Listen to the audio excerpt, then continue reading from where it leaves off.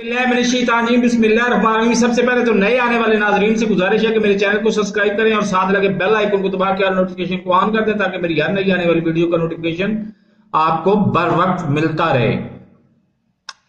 आज इमरान खान साहब ने दीर में जलसे से खिताब करते हुए फरमाया है कि अगर न्यूट्रल ही रहे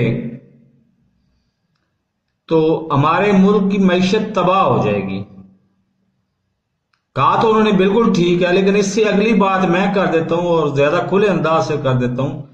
अगर मईशत तबाह हो जाएगी तो क्या हमारी फौज कमजोर नहीं होगी? जब पेट्रोल और डीजल 270 रुपए लीटर हो जाएगा, दुनिया का कोई ऐसा मुल्क देखा है हिस्ट्री में जो IMF की इमदाद से तरक्की कर सका हो? नहीं देखा आपने। अच्छा, और अगर मईशत कमजोर हुई तो हम अपनी फौज का एटमी असासे बरकरार रख पाएंगे? अगर हम एटमी असासे बरकरार नहीं रखेंगे तो क्या हम फौज को बरकरार रख पाएंगे?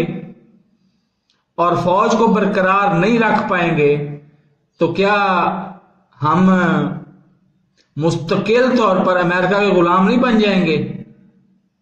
ये अगली बातें हैं जो इमरान खान साहब नहीं कर सके, मैंने कर दी हैं। अब सोचना आपका काम है, सोचना जनाब कमर जावेद बाजवा साहब का काम है। उनकी उम्र अल्लाह के फजल और करम से 70 साल के करीब हो चुकी है।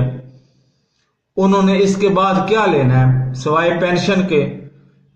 पेंशन ना हुई तो ज्यादा से ज्यादा क्या कर लेंगे? 50 व्हाइट हाउस बना लेंगे और 22 करोड़ अवाम को गुलाम बना देंगे।